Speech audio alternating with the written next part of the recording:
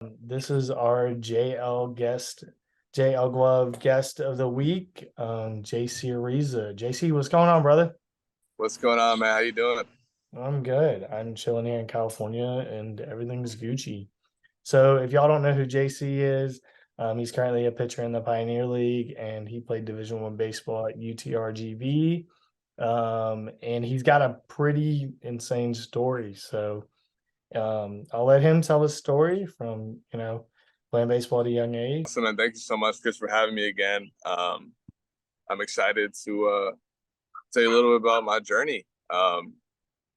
Obviously, like everybody else, I started playing at a very young age. Always playing up. My dad always had me playing up, so I was also a bigger kid. I Yeah. stand at 6'4", almost 6'5". Um, so yeah, just fell in love with the game early.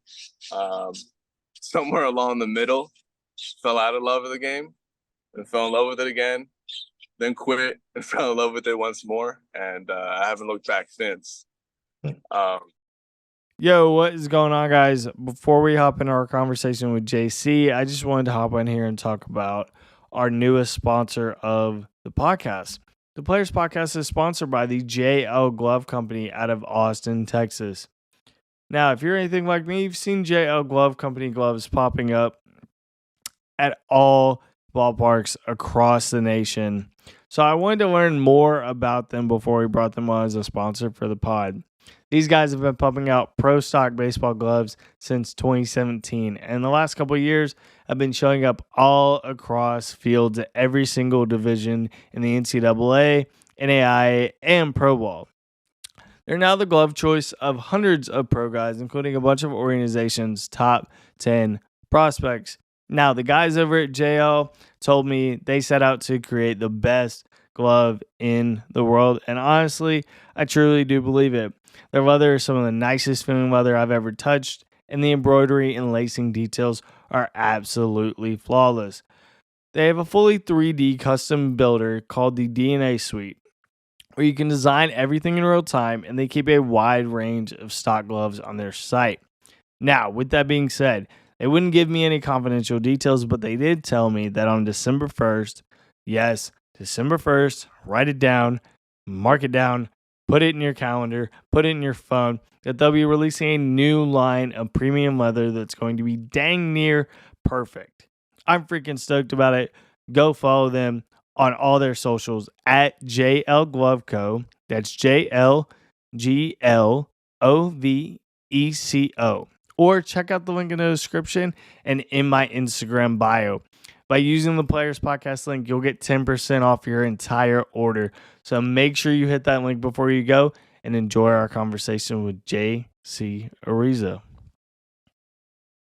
so growing up, I played on a lot of travel teams. Wasn't really a prospect per se until my junior year of high school. Okay. I had a good end to my sophomore summer, but I wasn't quite there. Mhm. I always flew under the radar per se because I always pitched well. It just wasn't like feel like no one was paying attention to me, right?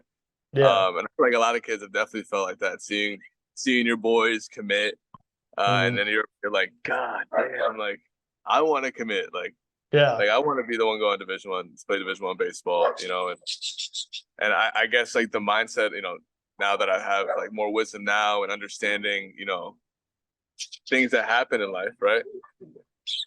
So I have a question. So where all did you grow up? Like what part of the country? Like were you a Northeast kid? Where are we growing up at? So I grew up in New Jersey, North Jersey to be specific. I grew up in Okay. this town right outside of North New Jersey, North. Okay. It's called Belleville. Okay. Love love my childhood growing up in that area with being close to everything, about 15-20 minute drive to the city. Okay. And seeing the skyline, being able to see the skyline at the top hill of my street. It was like I've always been a Yankee fan, you know. Okay. Jeez, Just I'm sorry, man. I'm I sorry, know, dude. dude. I'm It's sorry. been a rough lifetime as a Yankee fan. Yeah, I think we got like one or two in there though. You know Yeah. what I mean? We got 1 or 2 World Yeah. Series and also a lot more than everybody else. So that's also cool. Yeah, shout But out to the Dodgers. you're a Dodgers fan? I'm kind of becoming one being out here. It's Oh tough. my god. It's tough. It's tough. I mean, I am wearing a Dodgers hat. If anyone, if you know, but yeah, I'm not just a fan of baseball, man. I'm a fan of all types of sports as well. But yeah, grew up there, grew up playing ball there. Went to Seno Prep not university, Seno Prep, which is a brother or a brother school, like little brother school of like Seno University. Yeah. It was there in West Orange, New Jersey. A lot of my family members went there, so it was more like a legacy. My uncle himself. I remember my mom had told me she helped him put him through Seno Prep, because it is Catholic school. We got to pay to go there. There's no like scholarships besides financial aid, right? Okay. So went there. Ended up going to Tulane actually after that too. Okay.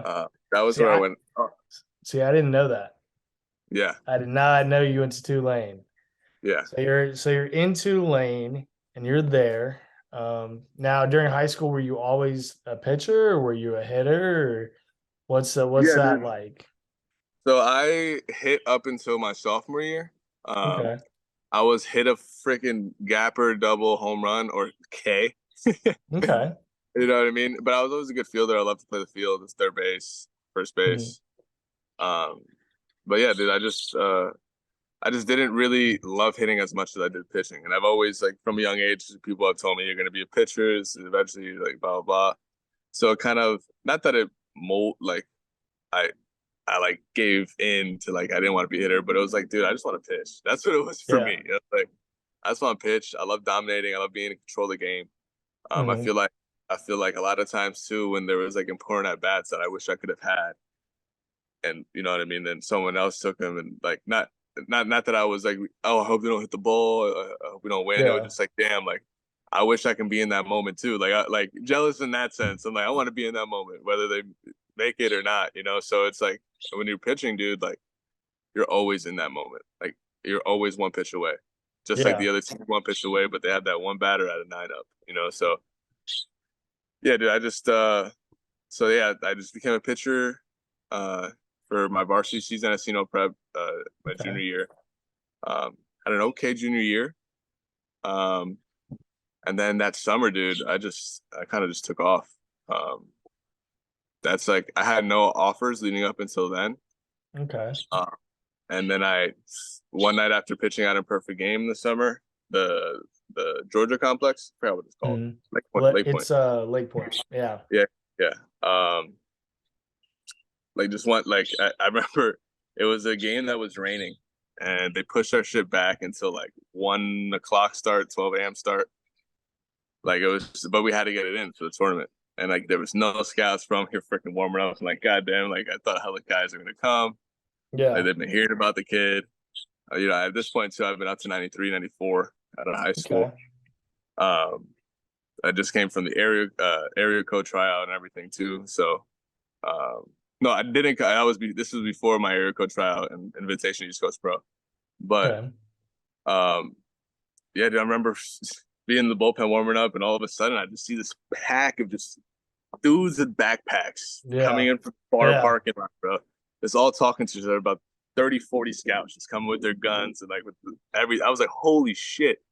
Like this is amazing. Like what the heck? Like I've never received that kind of praise before in terms of like, oh, like I think we might want this guy. Like and it was so that's basically when it became real. Like dang, I'm dude, like, I'm gonna go play D1 baseball no matter what. That's what it became. There's 40 scouts here, all to see me throw. And I'm just some kid from Jersey and I'm in Georgia sweating my balls off and I can barely feel the ball. And oh my God.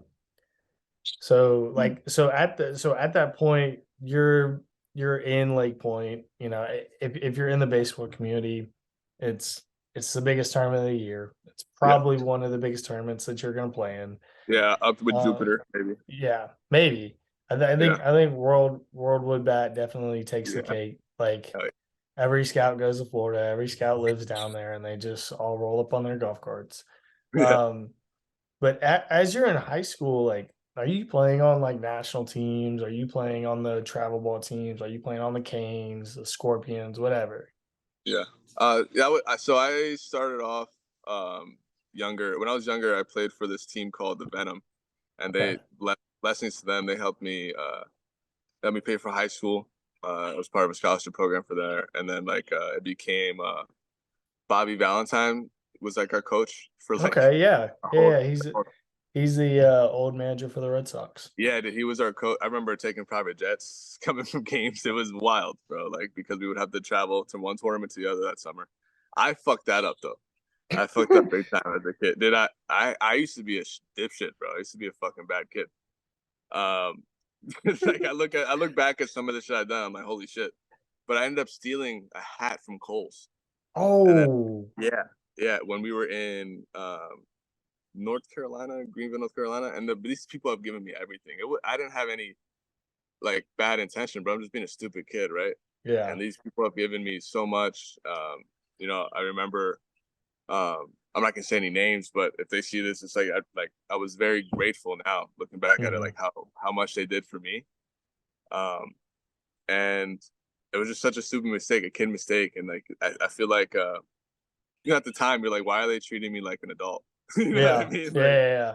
Like but I remember the same day they sent me home on a bus back to Chinatown. Jeez. Yeah, the bus had no AC. That's no private jet. That's not a private jet. That's not a private jet. No, You they wait, made me. you It was a lesson. It was a lesson that needed to be learned. You know what I yeah. mean? Because I didn't appreciate how much they gave to me until that moment right there. You know what I'm You saying? went you went from the Boeing 757 to the Greyhound 5000. Yeah, dude. And I remember like just looking to the right of me, just like this freaking big burly dude smell like a bag of fucking just a fat bag of weed. You know what I mean? I'm just like, Jesus Christ, there's definitely some trafficking going on in this motherfucker, bro. Like I'm sweating, I'm also a chubby 15, 16-year old, so my Oh, tits are so you know. you were young. Dude, I was You were young. They sent me back in young. that bitch young, bro. They didn't give a fuck, dude. Like I was so mad then, but like looking back at it, like I told you, dude, it was like, dude, I needed to experience that. And I remember my dad when I get to Chinatown, it's like 5 a.m. There with Yeah. like my suitcase, backpack. I remember my dad picked me up and like him not saying a word to me my whole Dang. drive home. And then like we almost there. He's like, why the fuck would you do? You know, like every Yeah. dad would. You know what I mean? My dad was a great dad. You know what I mean? That it's not. It wasn't his fault. Like, Excuse but me. like at the end of the day, you're a reflection of your parents, dude. Like, Yeah.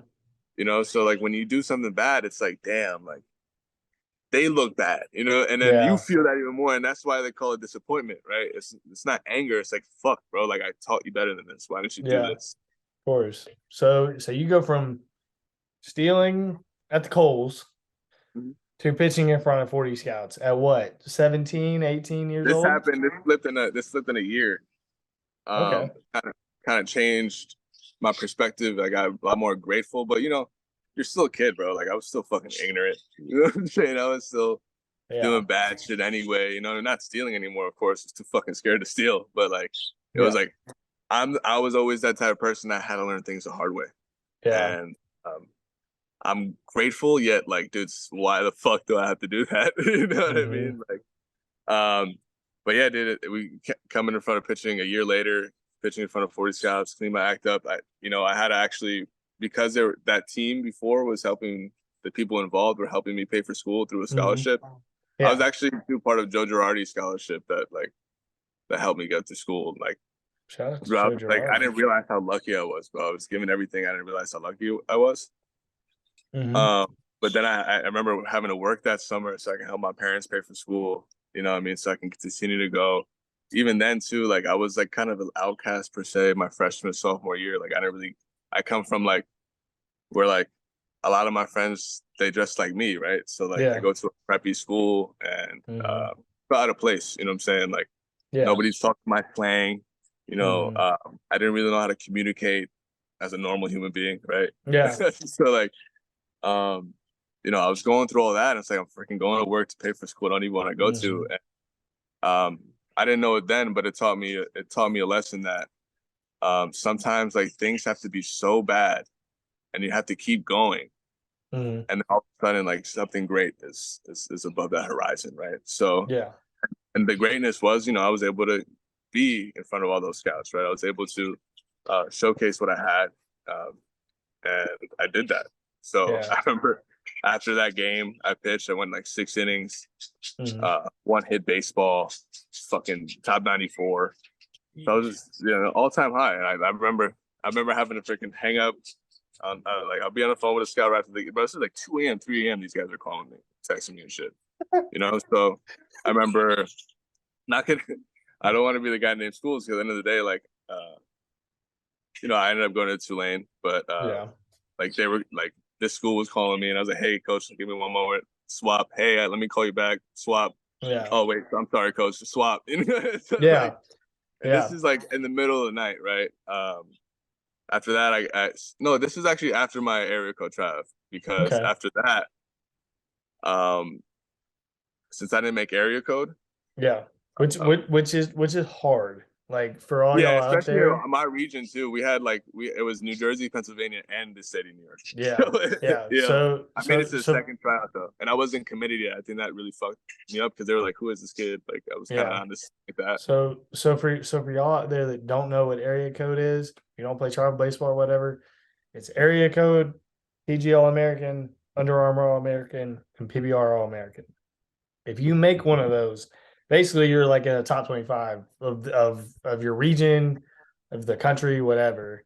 But to make area code, it's insane. Just to go out to California and to play there, and they select different players from different regions, and they all play in one big tournament.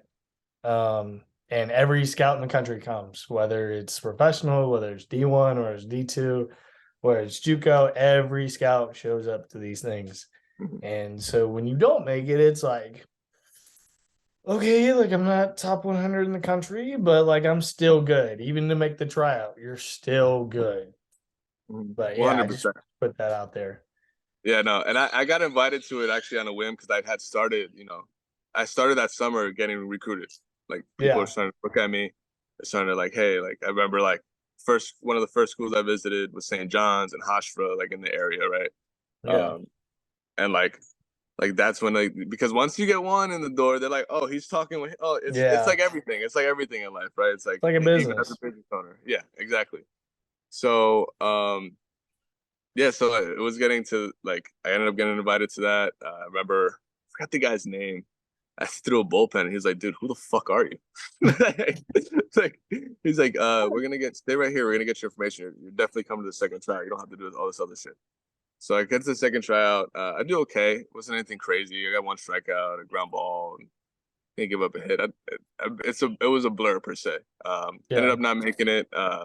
Due to I think like I said, a lot of it was because no one knew who I was, wasn't committed anywhere. It was just a good arm, right?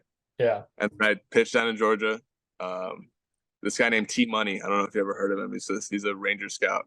He kind of runs East Coast Pro. Yeah. He Yeah. saw me Yeah. pitch he saw me pitch at that game. He's like, "Hey, I want you to come to East Coast Pro."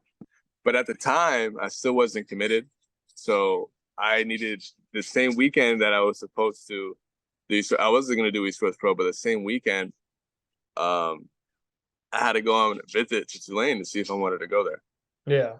And even in between that, I remember Coach Backage, who's now at Clemson. He came to my house. When he was at University of Michigan. He came to my house, ate dinner with the family. So it was like for me, it was like, dude, like not a lot of my family members have finished or went to college. My mom was like the first person to do college, right? Yeah. Even my dad didn't finish college, right? Mhm. So, like I had to really, I wasn't really worried about being a professional baseball player because my mom was like academics, right? So, like at the time, like East Coast Pro was cool and to go, like, you know what I mean? It would have been nice. I would have probably, got more money. I would have gotten not more money. I could have asked for more money for the high school draft, right? But for me, it was like, dude, going to college and like playing Division I baseball, that was like what I wanted to do. Or my mom wanted to. If I go back, I would be like, "Yo, give me 50,000, please. You can do whatever, you know." Show me the money. Considering I Exactly, you know, got the Johnny football shirt on. Show me the money. Sure, no Show me money the talk. money. But so at this point, like you're thinking like I'm going D1. Like I'm not going D2. I'm not going JUCO. I'm going D1, and like I don't have to worry about not having an offer. So like as you're going through your senior year and you're pitching at your high school, like was there ever a point where you were like, that's a lot, dude? Like I got 40 guys, like I got 40 offers, 20 offers, whatever the number was, like man, this is a lot of stuff. Like I'm about to be playing on ESPN. Like what like did you ever have any doubt or anything like Oh, for that? sure. For sure. I think I had that senior season I had was an average season too. Like I told my agent, yeah, I want $500,000 and I was fucking 89.92. You know what I mean? Yeah. They would have probably given me 190, you know what I mean? But like I remember that season just in terms of it was doubt mixed with complacency. So it's Yeah. like, I'm a naturally lazy person. I have to tell myself certain things, and this is discipline over time, right? I have to tell myself certain things in a certain way to get me to do them. So instead of saying fuck, oh, I have 2 more sets left, it's like, oh, I only have 2 more sets left. That's going back to what your mind thinks is what your body does, right? So like I remember just being a very average season, getting a little weight, and then getting into Tulane and being a grinder, you know what I mean? But I was a grinder, but I was also the first time I was away from home in the city of New Orleans. And I was also a fucking party animal. Yeah. Anybody, you can ask anybody around that time, dude. JC Ariza was out almost every night, dude. Jeez.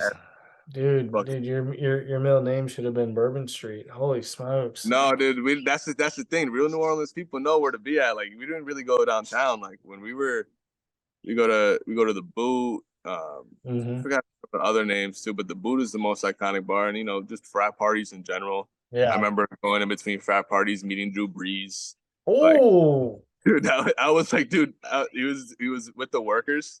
I'll send you a picture. I was all fucked up too. But he was, bro, great. Like everything they say about Drew Brees is true. This guy was giving water bottles to the workers working on his street. Ooh. And I'm like, I see, because he has that famous cut on his eye. And he's a little shorter, but he was jacked, bro. You don't realize how jacked NFL players are until you see him. Yeah. And I'm like, holy fuck, dude, are you Drew Brees? And he was like, yeah, I'm Drew Brees. Like, dude, can we take a photo, please? Like, and me and 3 of the other guys I were with, like, we just took a photo, 3 or 4. Or the other guys, we just all took a photo with him. And I had my hand on his shoulder, a little boying him. You know what I mean? Like, oh my god, that was a cool time. But dude, that resulted in me, dude. I fucking failed a drug test, and I was already late to practices. Doing bullshit. And they just took my scholarship. Not they let me finish out the year, right, with my scholarship. But I was fucking fuck that, dude. I was like depressed going through it. And 2 days after they took my scholarship, I got mono. Whoa. Yeah, so I was going through it, dude. I quit baseball. Oh, see, I didn't know any of this. Oh my god. Yeah, dude, this is some juicy shit. It's breaking news. So before we get into all the depressing stuff, what made you choose Tulane over Michigan? I'm sure Clemson called. I'm sure you had a couple of SEC schools calling. So like, what made them your choice out of high school? Because everybody's path is different, but what made them 18-year-old JC Ariza's like school of choice? Warm weather, bro. That's it. Warm weather. Looking back at it, I don't like to play I should have, but yeah, I should have went to Michigan, right? They played in the World Series that year. If you remember. Oh, yeah. I would have been part of a World Series team. My girlfriend's laughing at me right now. She's like, stupid ass. But the warm weather, and then when I went on my official visit, dude, it just felt right, man. Yeah. But then again, you know, being a man of faith and looking back on it, like I needed to go to Tulane, dude, because I would have been freaking, oh my God, I would have been a menace at Michigan, probably been worse because I would have probably been let off on a lot of the shit I was doing. Yeah. And when I mean by a menace, I was just a party animal. Like I would just fucking go out, you know, get fucked up Every weekend you're going out. every week, bro. Fuck a weekend, dude. I was out here, bro. Like I had like one rest day. I would freaking, but that's the thing too. What was also crazy is I was also performing though at Tulane. Okay. So that's why like I got so many chances. They're like, yo, this kid can be good. But then it was like, okay, bro, this guy got fucking shit in his system, bro. We gotta get him out. Yeah. You know, I was liability. I was there on full scholarship. I was a whole liability, bro. Yeah, because So- because in baseball, at least, like in the history of baseball and everything, like you can party and still go out there and perform, but like Mhm. you have to know the boundaries. But if you don't know the boundary between, okay, this is my stuff off the field, I can't let it interfere with my stuff on the field, Mhm. then once those things mix, it's not good. Like you have to know that boundaries, and not a lot of guys know that boundary. I Like did not, and also too, it wasn't really my scene. Like I found myself. So I'm a very multi-dimensional kind of person. Like I do Mhm. this training shit, I do this baseball stuff because I love it, right? But I'm more than that. Like I love fashion. Yeah. I love watching films. I love watching TV shows. You know, Mhm. different. I love art. You know, different things like that. Music, especially too. Like love Yeah. music. Any kind of genre too, except for country. Fuck that shit. I'm sorry, dog. I'm sorry, bro. I can't. Chris Stapleton is the only voice that I can take in. You know, like but yeah, like being at Tulane, and there was a few guys in that locker room that I really like can connect Clicked with, with, great yeah. people. Right, but like the rest of that, dude, like I'm not gonna get into too crazy, but like like freshman initiation. Being this northeastern party kid to just saying screw it, I'm done. Yeah, so fell into that like depressing state, like having mono. I had a girlfriend at the time too, who helped me get through it a lot, but Yeah. um, that's still like it just wasn't like I didn't want to play baseball again, So Yeah. it wasn't until one of my best friends growing up playing baseball and everything, Raul Ortega, he had called me, and he went to Howard College Okay. Yeah. in West Texas, D1 Mhm. JUCO, top 25 all the time, very well known. In Big Spring, Texas, bro, middle of nowhere. Mhm. Loved that place. But he called me, and he didn't know what happened. I was very embarrassed, of course, right? And he was like, "Hey, if you know any pitchers that are looking to transfer this season or whatever, like let me know. Like trying to find some guys." So I'm like, "Oh yeah, word, I'll let you know." And I was so set off on never playing again, right? And then, bro, like I just started itching like a crackhead. Like I was like, "Dude, Mhm. should I play?" So blah blah, and ended up calling him back a week later. I was like, "Dude, like I got like cut, and this is why." And he was like, "No, what the fuck?" Like, well, Mhm. I think we can still take you. Fuck it, bro. Like, are you gonna clean your shit up? I'm like, yeah. Mhm. Like, call Coach Lopez. Like, let's do it. And the Coach Lopez, the pitching coach there at the time, he called me on the phone at like 2 a.m. Jeez, dude, Yeah, and what is up with these dude, I schools don't know, calling bro. you Coaches are nuts, bro. They're fucking at nuts, bro. weird times? Like, are they Yeah, just bro. not sleeping? Dude, they want the guys. You got to get them in, bro. When other people are sleeping, there's other people working, bro. That's something that's everywhere, dude. So, because I was just God. trying, like after that, I was trying to pick like some Eddie Smith, who's the head coach now at Utah. He was the only coach at Tulane, by the way, who helped me get like looks from a school like it. And I actually saw him my senior season. A great reunion too. It's like an incredible human.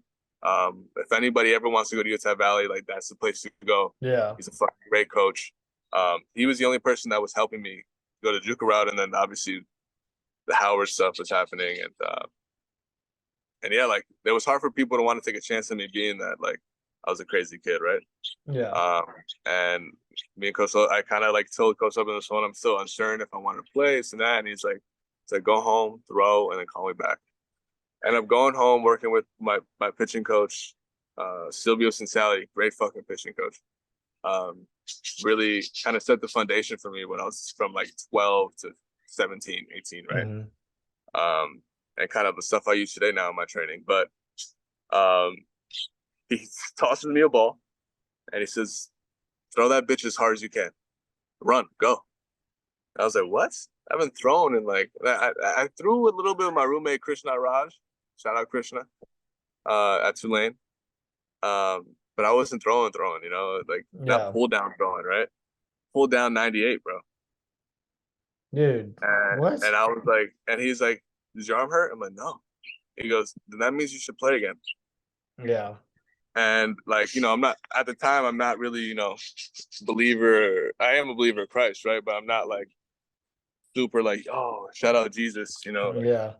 you know, but like it was a sign from God for me. You know what I mean? So, ended up training up. Like, I lost because of mono too. I lost 30, 40 pounds, bro.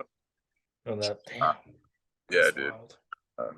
So I'm coming off of that. I'm still trying to get back from that. I get there to Howard, and bro, I just started dominating, bro. Yeah. I just had like one of the best seasons of my life.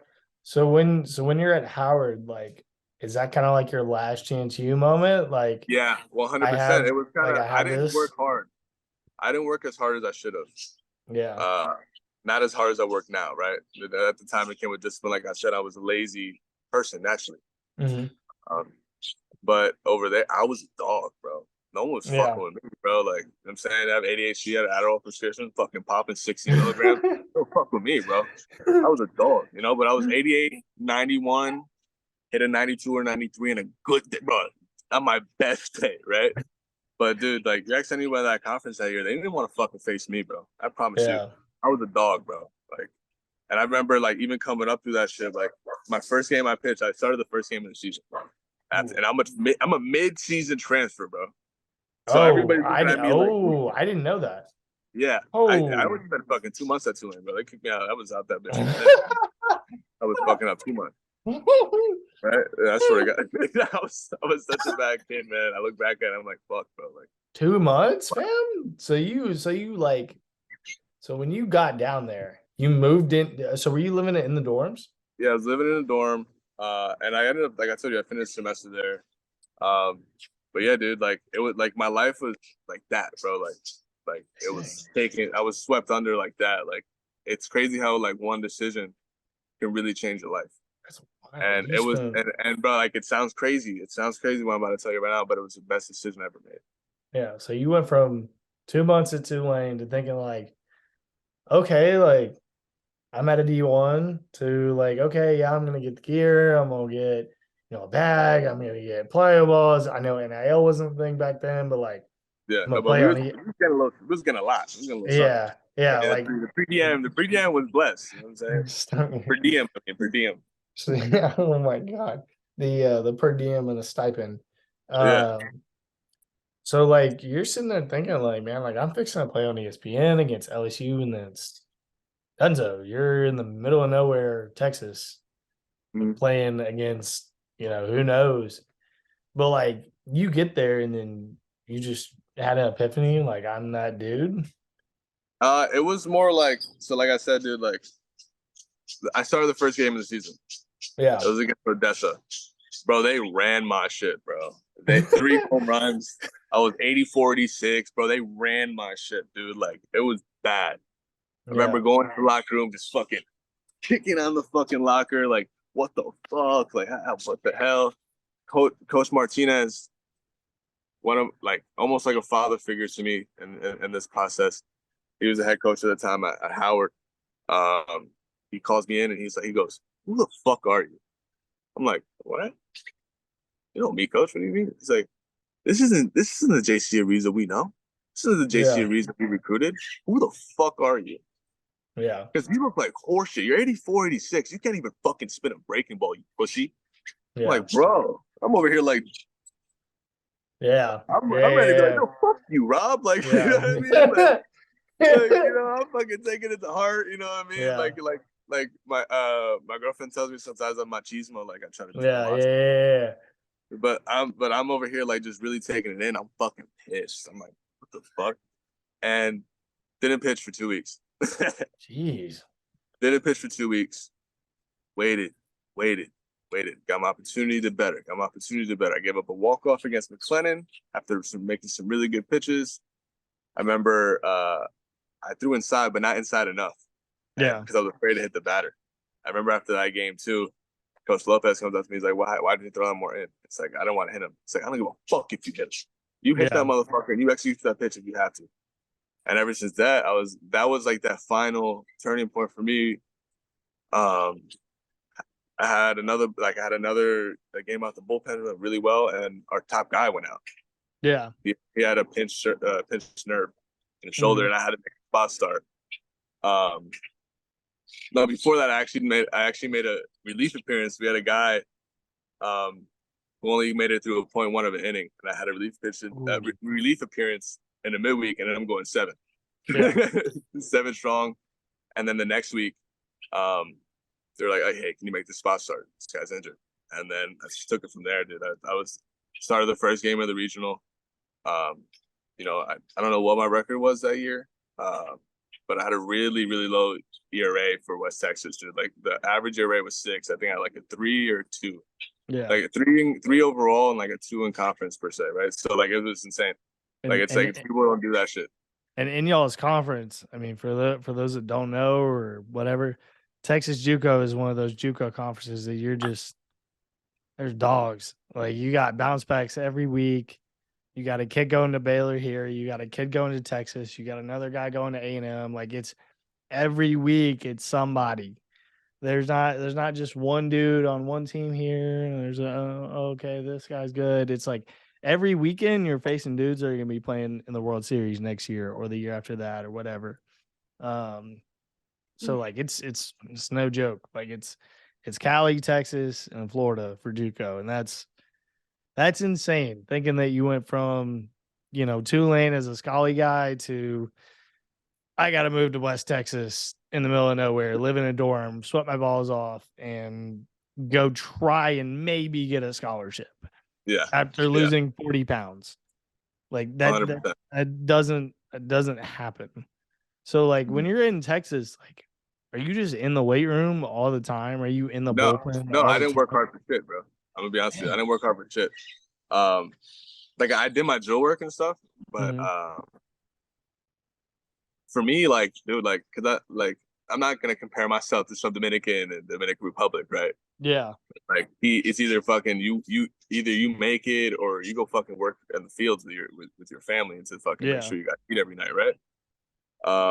But when I was there, being in the middle of nowhere, being nothing but surrounded by baseball and school, it's kind of like, dude, you either fucking do it or you don't. Like it brought out something in me that I've never experienced before. Like I've always been competitive, but it was almost like my back was against the wall and I was throwing fucking haymakers, you know? So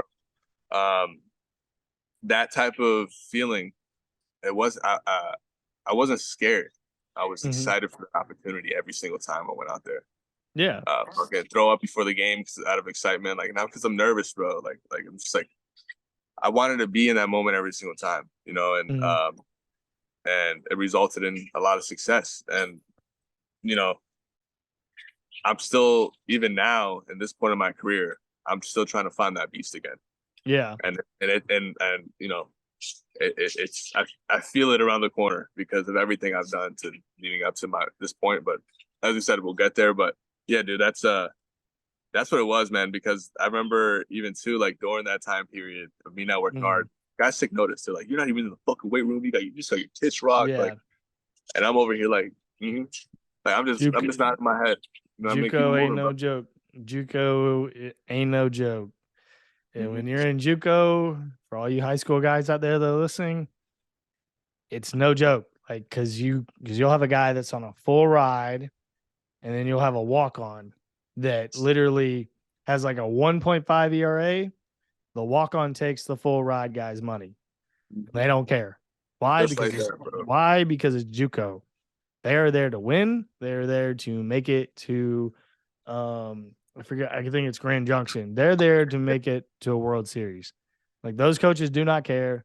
They talk to D1 coaches all the time. They know their program. Like they get it. Like if you want to go play good baseball, go play JUCO. But like, just know that when you sign that little letter of intent crap, like it's no joke. Like the stuff that you'll see in JUCO. I mean, I've had a couple of friends that played high level JUCO baseball, and it's insane. Like you're eating peanut butter and bread sandwiches. Like you're not eating the best food, but like by God, like you'll play against some really good people. No, I played against some really good guys, man. Even like guys who are now playing professionally. You know what I mean? Like this is the same. JUCO was definitely. I was saying too when I got to Howard, I was like, yo, this team is better than Tulane. Like holy shit! Like top 25 JUCOs, like, and you even see now, like they'll beat D1 programs in the fall when they play in the fall. Like, it's they're up there with them. It's just they had either grades or my situation, or they just weren't fully developed yet. You know, it's a mixture of everything, or a mixture of everything, right? So yeah, I was blessed to be a Howard Hawk, man, and then I committed to UTRGV the next, like before the season started the next year, because I also had my grades were so bad at Tulane because I was all fucking up and shit that I needed to pick a school so I can know the exact amount of credits I needed to take for that school, and the only people that were willing to take that risk was UTRGV. Even though I was talking to a plethora of schools, right? Like even though I could have went back and played Power 5, but it was like God was leading me there again, bro. Like, hey, like you could have went to play Power 5 baseball, this and that, but like, hey, like this is where you're gonna be your happiest. Yeah. You know what I mean? This is where I'm leading you. Like, just follow my faith. You feel me? So, yeah, that's definitely where I've also just found a love for like the game again. You know what I mean? Being out here and playing baseball, and like at Howard, it was more like I needed to not be a failure. You know? Yeah. Like that's what it was for me. And then over here, it was like I wanted to play baseball and have fun again. And then, you know, it all often transpires into different things. Like I had an okay season my first year at UTRGV. We got like a 3-something ERA. My second season was shaky, and then I had the worst season of my life. My last season here at UTRGV, I had a whopping 11 ERA, bro. And I just wasn't confident who I was as a pitcher anymore. I started dropping my slot to see if it would do something, and it was pretty cool. But like, the reason why I got there is because I wanted to be better than I was then, or this season, that season, instead of understanding that like I have to play into my strengths, and that's how I get better. I don't have to switch anything up. Like I have to really trust what I got going. And it led to confidence issues and not being able to be that dog I once was, right? And like I said, I found it again in terms of feeling like that confidence in myself because of the training I kind of dipped into. So, so when you're at UTRGV, for those who don't know, that's a mouthful.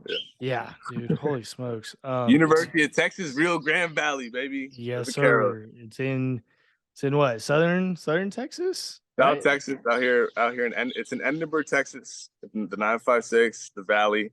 We're about an hour and a half away from South Padre Island, vacation spot, beautiful area. Really slept on, hidden gem area in my opinion. I'm here right now. Yeah. So when you're there, like I know you guys played against Texas.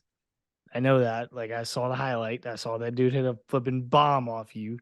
Not gonna lie. When you're there, like, are you thinking like, okay, like I can maybe go play pro ball like after that 3.5 ERA year? Or are you thinking like, no, I can't do it. Like, might as well just graduate. I always knew I was gonna play pro ball. Like I always knew. There was never a doubt in my mind that I couldn't do it. Okay. It was more of like you worry about the results so much, and you worry about how you're gonna do because you want to make more money or you want to be better than this guy. You want to be this top prospect, right? And when you get consumed with that, like you forget why you even play anymore. You started playing, so you picked up that ball when you were a young kid because you wanted to have fun. Yeah. Like I wasn't having fun anymore. I I selfishly, even almost gave up even during that season too, like almost handed in my jerseys. And at the end of the day, it was like, okay, like as cliche as it sounds, like you got to be a good teammate and you got to remember why you're there.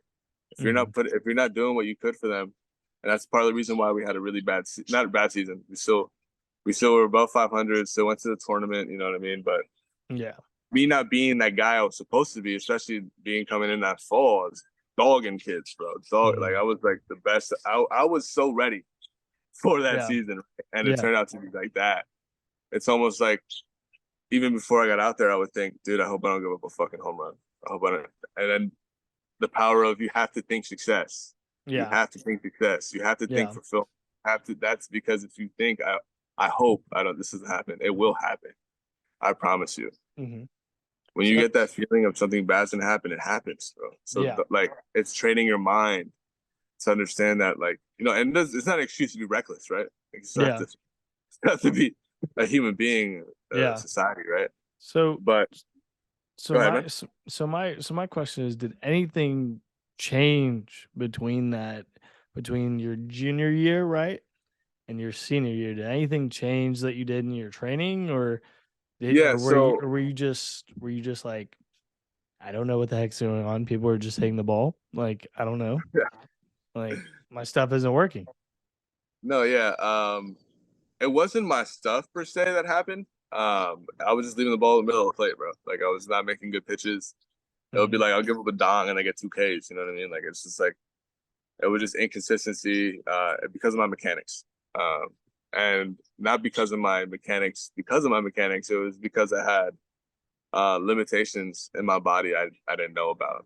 Yeah. But in terms of training, at that point in time, I was, like I said, I was training Mike Pasco, one of the best throwing coaches in the country. His type of training fit my body really well. And because I'm an extensive based athlete, meaning like I don't get much flexion, I'm more extension. Even my elbows are double jointed, as you can see. So yeah, like even my push-ups, I have to be careful I don't scrap up too much. I break that my elbow. But science.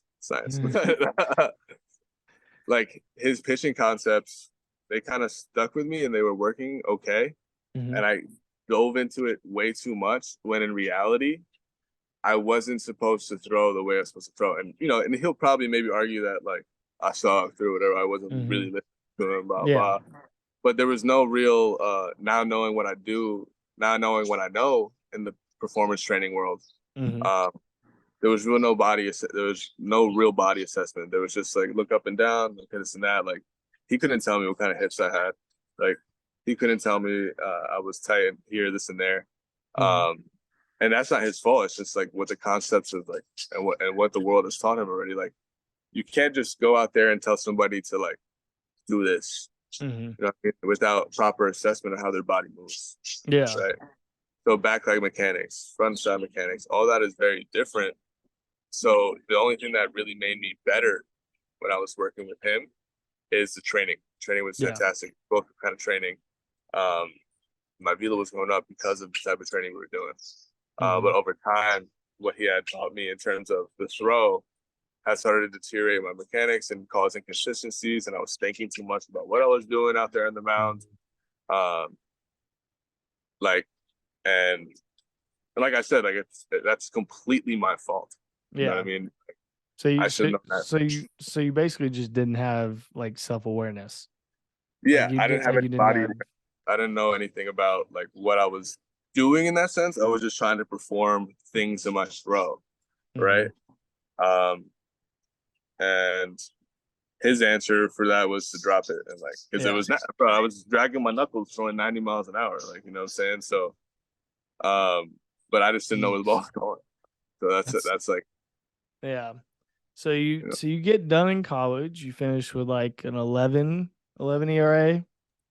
And so y'all played in the WAC, right? The West Coast Athletic Conference. So did y'all get bounced in a tournament, or what happened at the end of that season? Yeah, I actually didn't even get to pitch in the tournament, rightfully so. Like I shouldn't have at all. Yeah.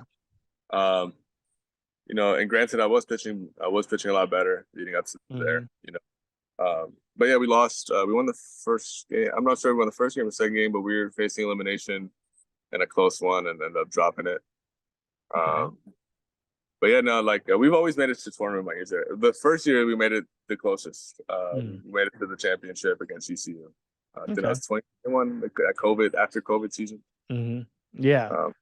And I keep forgetting that COVID even happened, but yeah, COVID, like the Mandela effect or something. Yeah. So after your final season in college, right? You graduate. You're doing the whole thing. So after you graduate, like, are you hearing from teams? Are you hearing from scouts? Are you hearing from anybody? Absolutely not, dude. No, No? dude. So I had an agent. I think I did. Yeah. Never heard from him again. Jeez. Yeah, dude. And I was, and it's hard, what I'm saying? You look for guidance and stuff like that, and like people said that they would be there for you, they're not, bro. But that's just life. You feel me? That's not his fault. Like, who the fuck am I? Yeah. You know what I'm saying? I just got my tits lit when I was supposed to have the best season of my life, right? So yeah, like I wasn't gonna play again. I was kind of just figuring out what I was gonna do. Then Mike invited me to come and train. See if I can play pro ball again. Maybe could pitch in the American Association. So I was like, fuck it, that's what I'm gonna do, because no one's looking at me, dude. You know what I mean? Like, yeah. And when the phone is not ringing, it sucks. It 100%. sucks, bro. It is a horrible experience. Take it from a kid who was in the portal and didn't hear anything from coaches for like 3 weeks.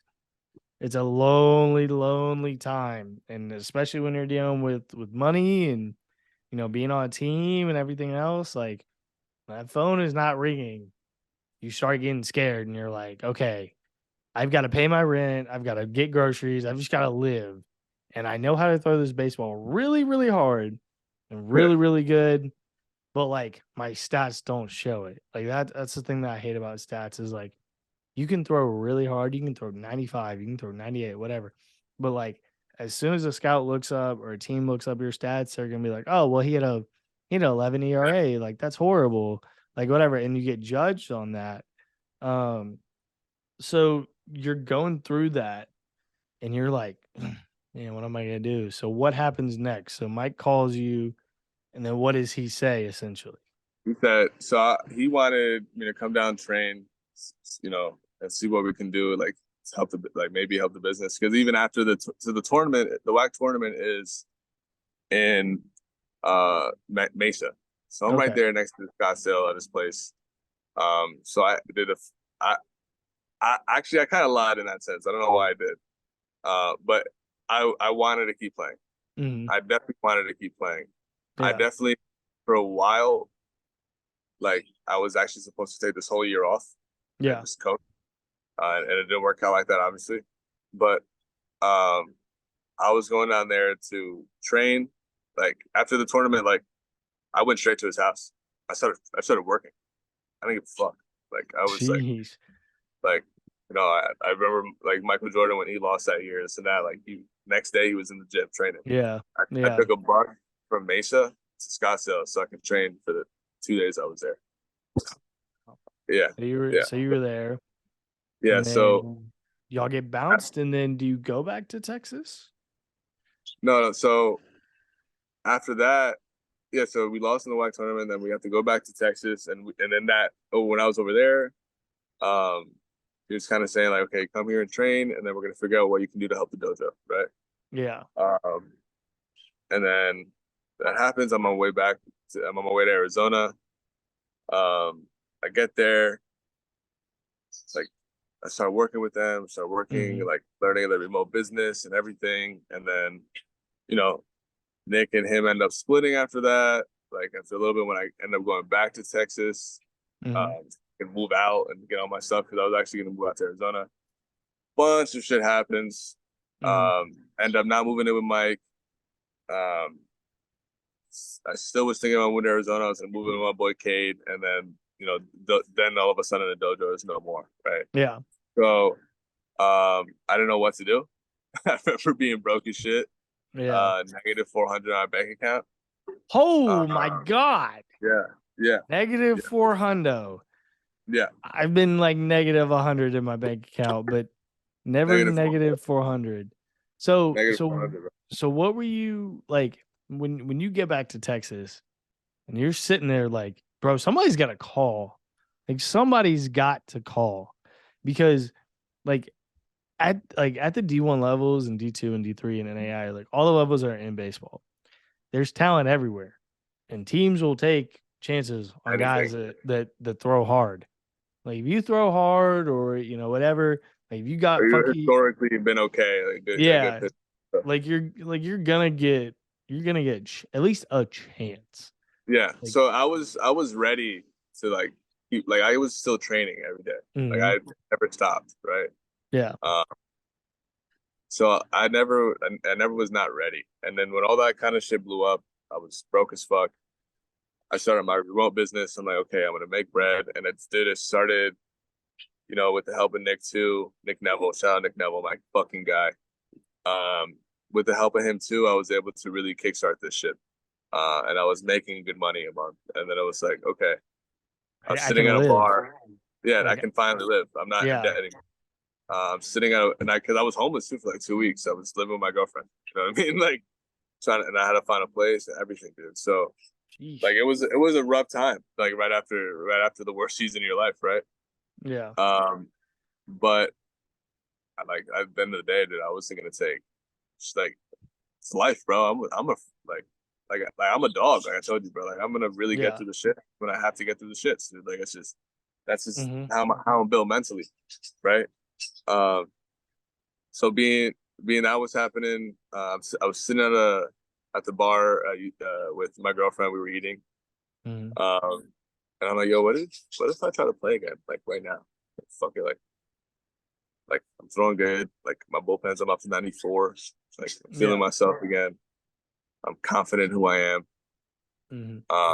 Like what if I try? Like see if I reach out to somebody, see what happens. Like, fuck it, babe, do it.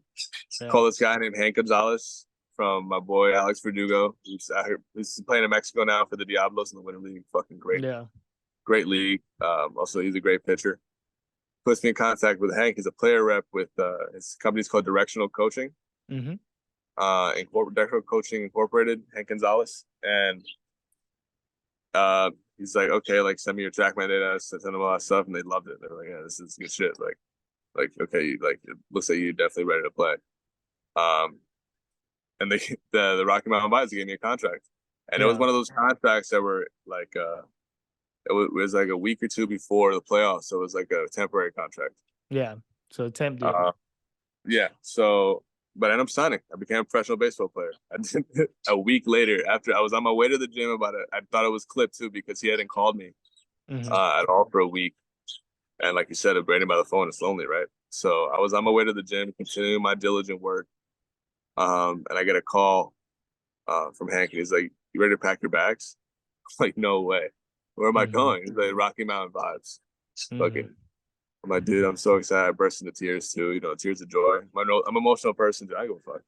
Yeah. You know what I mean? Like I'm like even like my brother scored a game-winning goal for his high school the other day. I started crying. I saw that. Dude, it was just beautiful, bro. Like to see someone who's also been in some similar shit that I've been through when I was his age. Like, yeah, I relate to him a lot.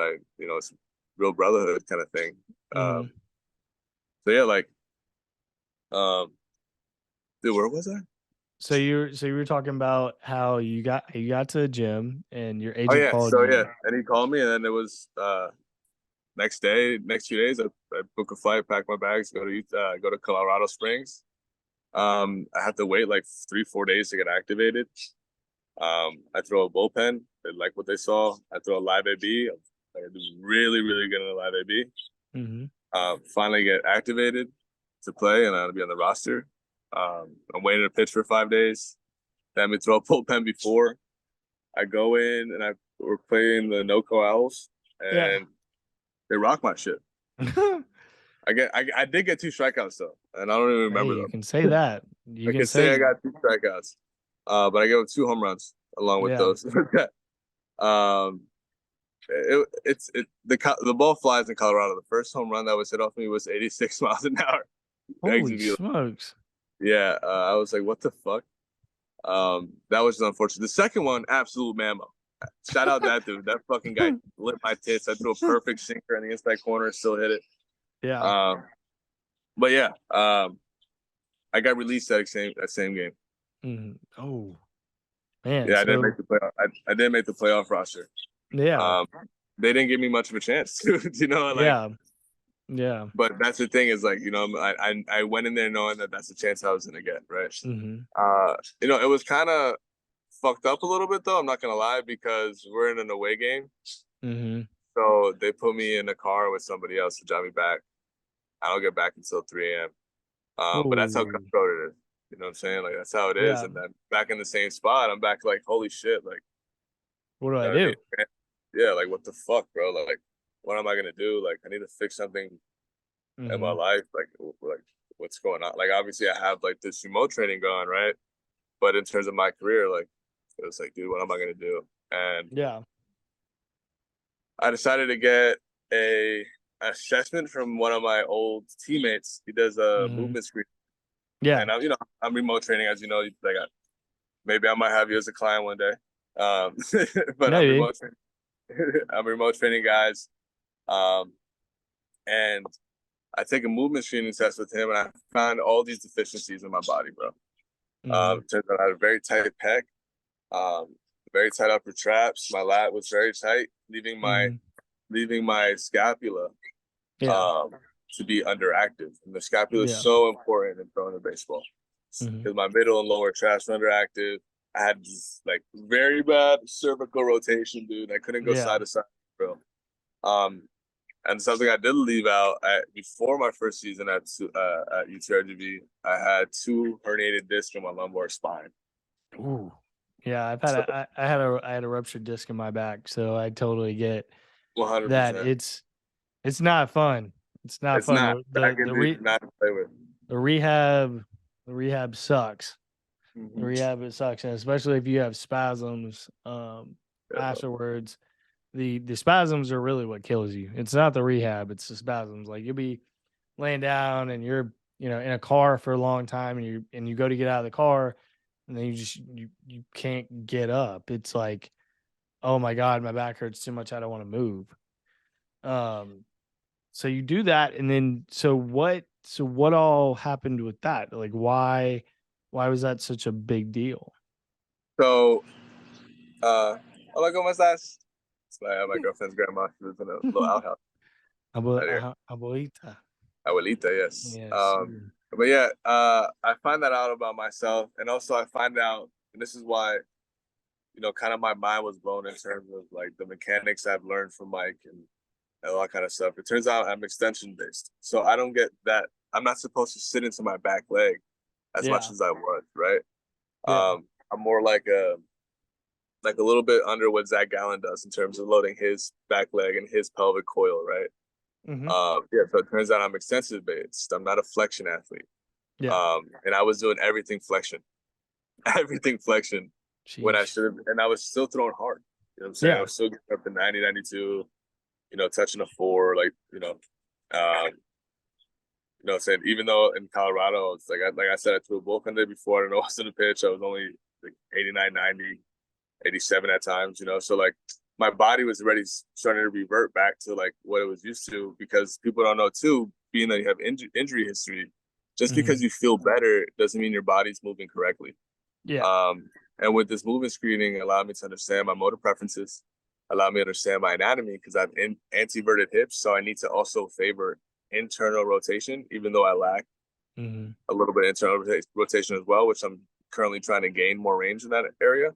But being that I have anteverted hips, right, getting an external rotation hip position actually can cause impingement. So like the pigeon stretch that you had in the dojo, that feels good, whatever. But for me, it was actually causing more damage because it was at that point, it's not muscular tightness. It's like, like your skeleton doesn't allow you to do that movement. So like you're basically ripping your labrum in that area whenever you do it, when you have hips like mine.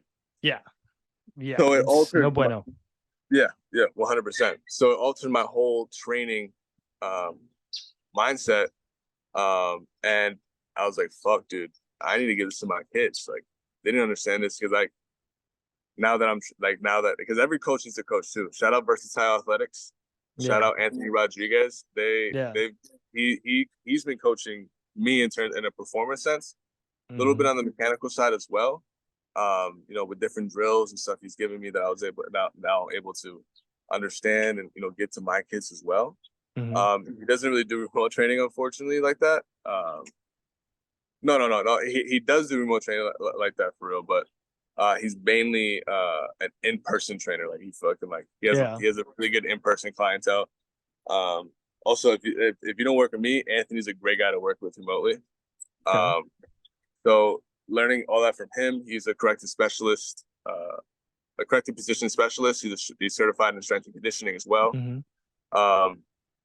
Learned so much about the body from him, and I've been able to implement it in my kids in training. And now all of them, if you want to be a part of the program, you have to get a movement assessment through him. We hop on a Zoom call, we go over the report, and then I do all the programming, right? Okay. So, dude, we even had I got a call this morning from one of my guys out in, he goes to State College of Florida, the Manatees. Yeah. He, his mechanic, I'll send you a photo before and after. Bro, like he's getting into positions he never was able to get into after doing a week of daily correctives. And daily correctives essentially corrective positioning exercises 6 times a week that get your body, either your posture right, your tightness gone, so you're able to actually perform the mechanics I'm telling you to perform. Because that's the thing too. Like I can say, you need to get your arm up. Coach, I'm trying. Because you physically can't, right? Yeah. So it's that all of that like comes into positioning, and that dude, like he's making large strides. A lot of these people's velo peaks are coming just from the fact that they know what their body does now. Yeah. So it's really beautiful to now that I'm able to I was able to get the information from me, and now I'm able to spread that information to my guys, dude, and it's been a blessing. Awesome. So how did you know that remote training was something that you wanted to do? Like, 'cause it's not for everybody. I mean, heck, I mean, you can do pitching lessons and everything like in person, but why did you want to do it remotely versus being in person? Like, did you just want to take advantage of the technology, or how all did that come about? I think it's actually easier to remote train rather than, and I think for both parties, because like for a lot of times too, and I've always wanted to work with Eric Cressy. I always wanted to work at Mine. I always wanted to do tread, right? And no knock on there, whatever remote they got going on, right? But like you can't go there if you don't live near there. You feel me? So like, or you have to pay for the remote programming, which is like a good chunk of money. And I'm not saying like here in that near future, I'm not going to be charging 500, 600, you know, just depending on how things go. It's just, it's hard to like be at the same place at the same time as like your athletes. And also too, when it comes to like, I have my own app as well. So with the training app, like they're able to diligently work, and I'm able to see if they're actually putting in the work. And I'm not physically there, but if they're cheating themselves, they're cheating themselves. You know what I mean? Like, like at the end of the day, the kids who put in the work for me, I've seen real results. And also too, it's just living in Texas too. You know, I live in Texas now. The income tax is like 18%. So like, you know, I'm making money from all over the country to live to live in a smaller economy. You know, so essentially, like when people go to Puerto Rico and start spending American money, like that's how I feel here. It's a lot. The way of the cost of life is a lot less here than it is living back in Jersey and New York. So and even being out on the West Coast, I mean, I'm in California now, and pretty much the only reason that I have the spot that I do is because I pay for my rent, but my rent covers utilities and power and trash and parking. I don't have to worry about anything else. But like, for instance, I know a guy who he's with the 49ers. I saw this on Twitter the other day. He posted his game check, and they took out 40% of his paycheck, and that's over $400K. They took out $400,000 of his paycheck, and I think, you know, in baseball in general, like, dude, in the United States, it's so much money. so much money to just play the sport.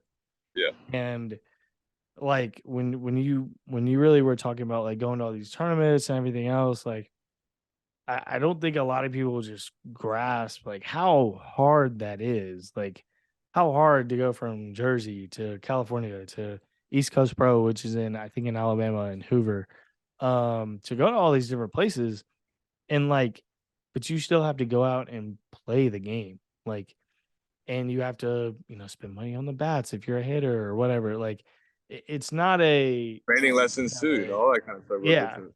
it's not an easy thing to do. And so like I think a lot of people don't like, especially when they go on this thing, the phone, and they see, oh well, he's got like 100,000 followers on Instagram, but then he's like broke as all get out and he's got negative $600 in his bank account. Like, why is that? And I don't think people see the full picture. And I don't think that when they go to a minor league game or a pioneer league game, if they're in the West Coast, like that they see that and they're like, okay, like he's a pro athlete. Like he must be making a ton of money. But then you got guys that are personal trainers on the side. You got guys that are coaches on the side. Like stuff's real, bro. Like it's Yeah. it's real life. Um, and I think for a lot of those guys out there that throw 95, that throw 98, like they may get the signing bonuses, but then they get released in 4 years, and it's like, No, oh yeah, no money. crap, oh Yeah. crap, what do I do? Like I just bought a Benz, I just bought a G wagon, Yeah. Yeah. and just showed up to spring training as a bonus baby, and I don't have any money. Like I bought a house, I bought a car, like. But I think for the people that play indie ball, like when you go from the American to the Atlantic, whatever the case may be, whatever happens, like it's a lot more sweeter for that because you got it out the mud. You didn't get drafted. You didn't get signed. Like it makes it all worth it. No, Yeah. 100%. And I guess like over time, so you just become more money cautious in that sense. Um, you're not gonna see me buy a fucking sports car until I'm a millionaire, dude. Like respectfully, No. you know what I mean? No. That's just but I also I love great food. I love good Yeah. wine. You know what I'm saying? Like then and there, I have my vices, right?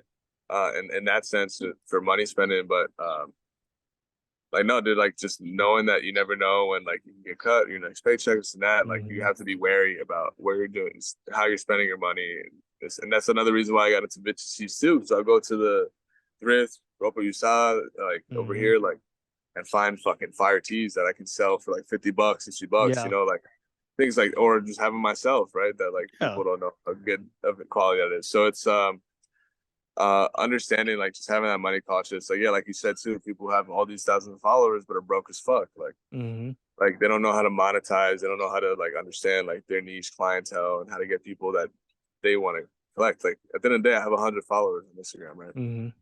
But 70% of my followers are my clients. Yeah. So it's Yeah. like it's about the quality, it's about the quality, not the quantity of your Yeah. following. So A lot of people, I think nowadays, like they see like baseball players make the most money, and they're like, "Oh, I'm gonna go play baseball." Well, it's like, okay, like that kid is 18 years old, 19 years old, whatever the case may be. He gets drafted out of high school, and he doesn't have the financial literacy to deal with that money.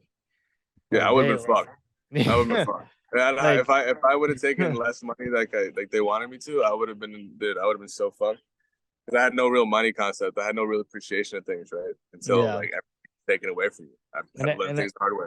and I think I honestly think like when you get released and then you get sent back on a bus the next or a car, whatever, it's like, okay, like now I've gone from like being a baseball player, like that's my job, to like, okay, I have to deal with real life problems now that I thought I wasn't gonna have to deal with because I'm a pro baseball player.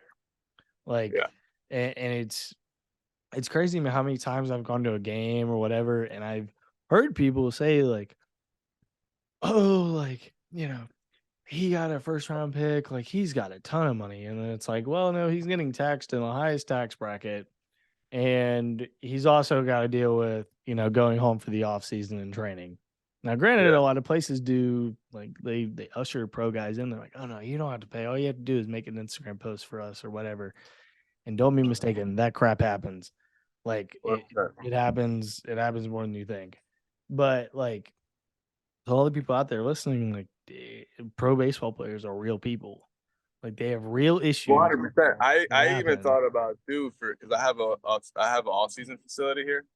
Yeah, I think like the players need to make more money, dude. I even thought about like paying professionals. Hey, here's like I know you're in AAA, AA, you struggle, single A, you struggle a little bit. Hey, bro, come promote my facility. Come promote the people you got. Here's $300 a month. Like I even yeah, consider, not 300 or 200, 150, depending on what Like I've considered that too.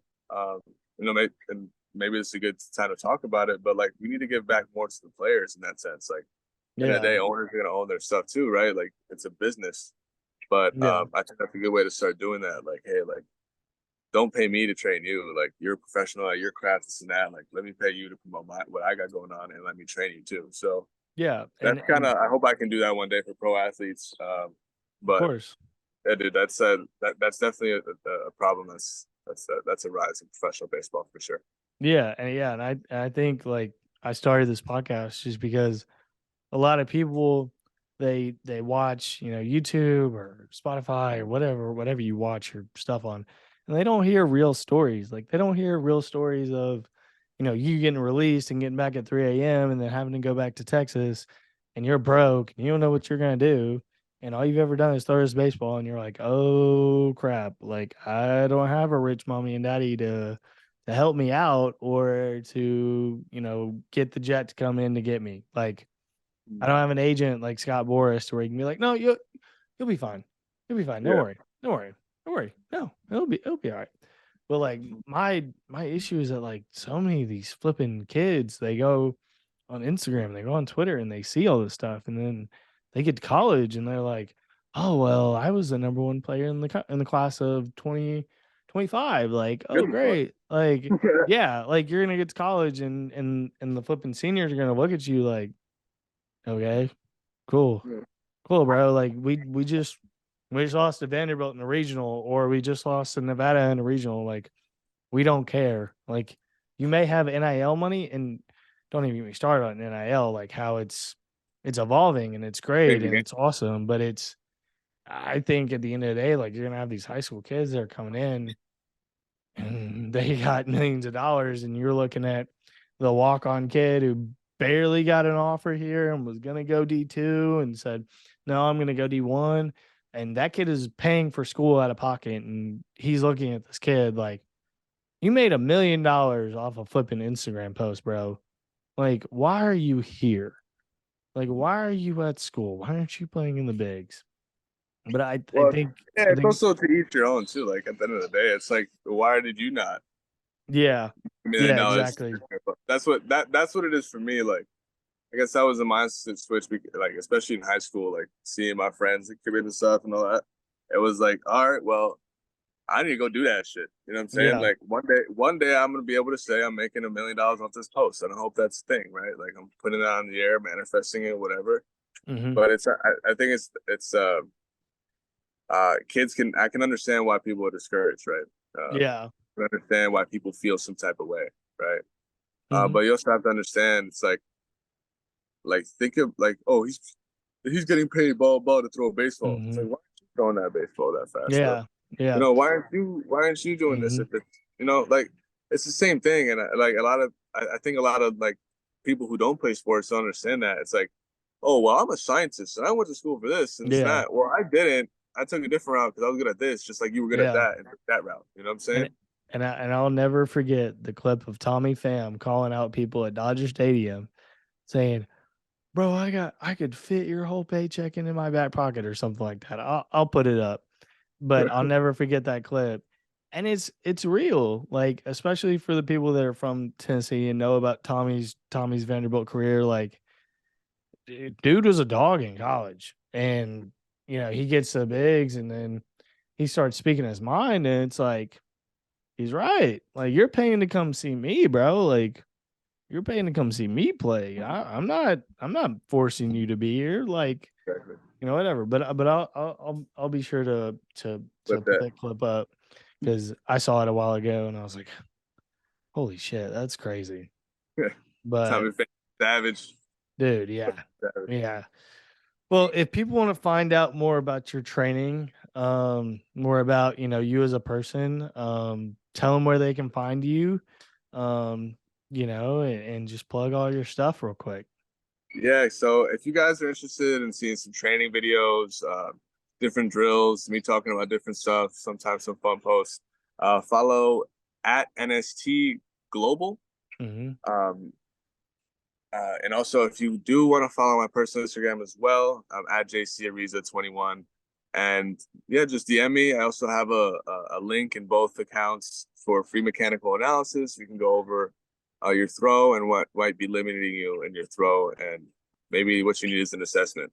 And also, too, the assessment is ran through Versatile Athletics. And if all you want to do is the assessment to find out about your body, take that to a trainer or whatever, go ahead. I'm here to help you guys because I wish I would have known that type of information as well. So if you don't want to train with me, that's fine too. But at least hit me up and see, hey, can I do this? Can I find out more about my body? And we can talk from there. Awesome, bro. Well, that's where we'll end it. I'll hit this little